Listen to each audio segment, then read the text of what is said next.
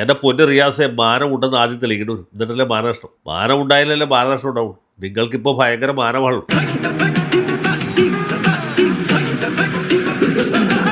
ഈ ഓണക്കാലത്ത് നമ്മുടെ മാധ്യമങ്ങൾ വിളമ്പുന്ന ഏറ്റവും എരിവും പുളിയുമുള്ള വിഭവം എന്താണെന്ന് വെച്ചാൽ കരിമണൽ കർത്താവിന്റെ പഴയ മാസപ്പടി കേസൻ. ഇത് തീർന്നില്ലേ? അതിന്റെ ഒരു വാല്യൂ ആഡഡ് പ്രോഡക്റ്റ് ആണ്. അതെന്താണെന്ന് വെച്ചാൽ ഈ മാസപ്പടി ഇടപാടിൽ പിണറായി വിജയനും മകൾ വീണ തൈകണ്ടിക്കും മാത്രമല്ല, മകളുടെ ഭർത്താവ് സഖാവ് മുഹമ്മദ് റിയാസിനും പങ്കുണ്ട്.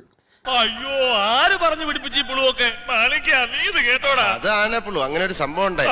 ഇതുവഴി സമാഹരിച്ച സംഖ്യയുടെ നല്ലൊരു ഭാഗം പുള്ളിയുടെ ജലം സുഹൃത്തുക്കളുടെ കൂടി ഒത്താശയോടുകൂടി അവരുടെ കൂടി സഹായത്തോടുകൂടി അത് വിദേശത്തേക്ക് കടത്തി, വിദേശ കറൻസി ആയിട്ട് കടത്തി എന്നാണ് എൻഫോഴ്സ്മെന്റുകാർ ഇപ്പോൾ പറയുന്നത്.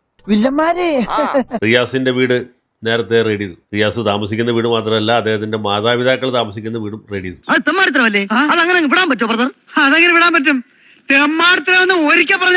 അപ്പോൾ വീണയുടെ വീട്ടിൽ നിന്നും റിയാസിന്റെ വീട്ടിൽ നിന്നും കിട്ടിയ രേഖകളുടെ അടിസ്ഥാനത്തിൽ കോഴിക്കോട്ടുള്ള ചില സുഹൃത്തുക്കളുടെയും പരിചയക്കാരുടെയും വീടുകളും സ്ഥാപനങ്ങളും റെഡി ചെയ്തു. അവിടെ നിന്ന് പുതിയ രേഖകൾ പിടിച്ചു.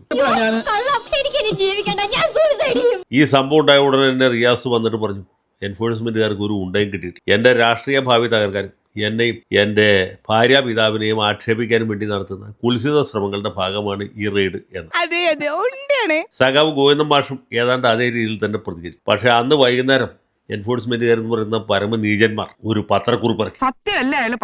അവര് പറയുന്നത് വീണയ്ക്ക് ഹവാല ഇടപാടുണ്ടായിരുന്നു. ചുമ്മാ ഇങ്ങനെയുണ്ടോ കള്ളന്മാർ ലോകത്ത്? നട്ടാക്കുരുക്കഥ നുണകൾ പറയല ഇവന്റെയൊക്കെ ഹോബി. ഇവിടെ നിന്ന് സമാഹരിച്ച പണം വിദേശത്തേക്ക് കടത്തി. വിദേശ നാണയ നിയമം ഫെമ എന്ന് പറയും. ഈ ഫെമയുടെ വയലേഷൻ ഉണ്ട് എന്ന്.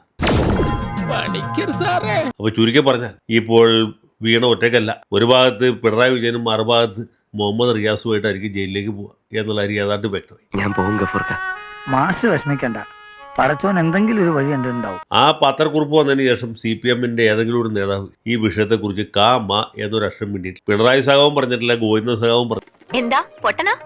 അതെ, പൊട്ടനാ എന്ന് വെച്ച് അതിന്റെ അഹംഭാവം അവനില്ലട്ടാ. റിയാസ് ഫേസ്ബുക്കിൽ ഒരു പോസ്റ്റ് ഇട്ടു, നിയമപരമായിട്ട് നേരിട്ടു എന്ന് മാത്രമല്ല, എനിക്കെതിരായിട്ട് വ്യാജ പ്രചരണം നടത്തുന്ന മലയാള മനോരമ പത്രത്തിനെതിരെ കേസ് കൊടുക്കും, മാനനഷ്ട കേസ് കൊടുക്കും, പത്രം പൂട്ടിക്കും. വെറുതെ ചിരിപ്പിക്കരുത്. പിന്നെ മാമൻ മാത്യുവിനെയും ഫിലിപ്പ് മാത്യുവിനെയും ജേക്കബ് മാത്യുവിനെയൊക്കെ കയ്യാമം വെച്ച് നടു റോഡിൽ കൂടി നടത്തി. ഇതാണ് റിയാസിന്റെ ഇപ്പോഴത്തെ പുതിയ ഭീഷണി അഥവാ വെല്ലുവിളി. എത്ര മനോഹരമായ നടക്കാത്ത സ്വപ്നം. നടക്കും.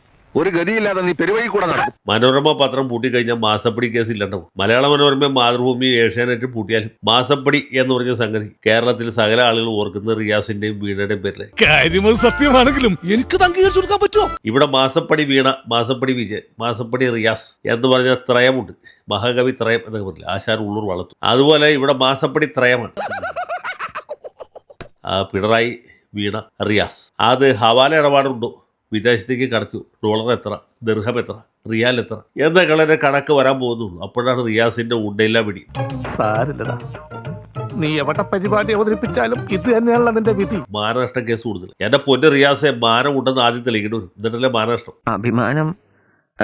അഭിമാനം ഇല്ലേന്ന് ചോദിച്ചാ സത്യം പറഞ്ഞാൽ ഞാൻ അറിഞ്ഞോണ്ടല്ല. മാനം ഉണ്ടായാലല്ലേ മാനനഷ്ടം ഉണ്ടാവും. നിങ്ങൾക്കിപ്പോ ഭയങ്കര മാനമാണല്ലോ. നിങ്ങൾക്ക് 3 പേർക്കുള്ള അത്ര മാനം ഇന്നിപ്പോ കേരളത്തിൽ CPM-ന്റെ ഏതെങ്കിലും നേതാവിനുണ്ട്? എല്ലാരോടും കുറെ നേരായി അഭിമാൻ. CH കടാറിന്റെയും MK കേളുവിന്റെയൊക്കെ വലിയ പാരമ്പര്യമുള്ളതാണ് കോഴിക്കോട്ടെ മാർക്സിസ്റ്റ് പാർട്ടി അല്ലെങ്കിൽ അവിഭക്ത കമ്മ്യൂണിസ്റ്റ് പാർട്ടി. അവിടെയാണ് റിയാസിനെ പോലുള്ള പടുമുളകൾ കയറിയിരിക്കുന്നത്. പോയി ചത്തുടടാ.